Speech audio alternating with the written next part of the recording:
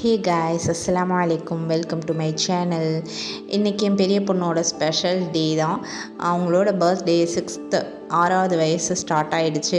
Madam வந்து மார்னிங்கே பள்ளிக்கு போயிருக்காங்க, அழைச்சி கொண்டு போய் விட்டுட்டு வந்திருக்கேன். ஸோ அவங்களுக்கு ரொம்ப ஆசை, வருஷம் ஸ்கூலில் வந்து சாக்லேட் கொடுக்கணும்னு நினப்பாங்க. ஆனால் எந்த வருஷமுமே ஸ்கூல் இருக்காது அந்த டைமில். ஸோ இந்த வருஷம் வந்து மேடம் வந்து பள்ளிக்கு போய்கிட்டு இருக்காங்க, சம்மர் கிளாஸ். ஸோ அதனால் அவளுக்கு கேசரினா ரொம்ப பிடிக்கும். அதனால் கேசரி, அப்புறம் சாக்லேட், அப்புறம் பிஸ்கெட் எல்லாம் கொண்டு போய் பள்ளியில் கொடுத்துட்டு வந்தேன்.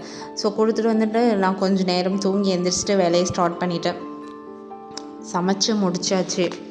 இன்றைக்கி வந்து என்ன ஸ்பெஷல்னால் தால்ச்சா சோறு, ஒயிட் குருமா சிக்கன், இது வந்து ஃபிர்னி கஞ்சி.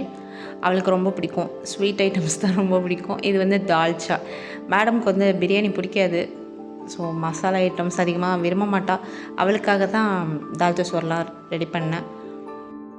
சாப்பாடு கொஞ்சம் வெளியே கொடுத்துட்டு அதுக்கப்புறம் நாங்கள் சாப்பிட ஆரம்பிச்சிட்டோம். இது வந்து கொழுந்தனார் பசங்க இன்வைட் பண்ணியிருந்தோம். அவங்களோட சேர்ந்து என் பொண்ணும் சேர்ந்து சாப்பிட ஆரம்பிச்சிட்டாங்க. ஊட்டி விட்டேன், சாப்பிட்டுட்டு இருந்தான். என் குட்டி பொண்ணு வந்து சரியான விஷமும், அந்த மாம்பழத்தில் கை வைக்கிறான்னு போட்டு கடிக்க வந்துட்டான் என் பெரிய பொண்ணை. அந்த மாம்பழத்தை ஒரு வழியாக ஜூஸ் ஆக்கிட்டாங்க. சாப்பிட்டு முடிச்சுட்டு கேக் ரெடி பண்ணலான்னு இருந்தேன். பட் அந்த நேரத்தில் கரெக்டாக கரண்ட் போச்சு. சரி குக்கரில் வைப்போன்னு பார்த்து ரொம்ப நேரம் அது வேகவே இல்லை.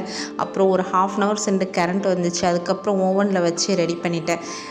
சாக்லேட் ஃப்ளேவரில் தான் கேக் பண்ணியிருக்கேன். சாக்கோ சிப்ஸ்லாம் போட்டு சூப்பராக இருந்துச்சு, ரொம்பவுமே நல்லா இருந்துச்சு.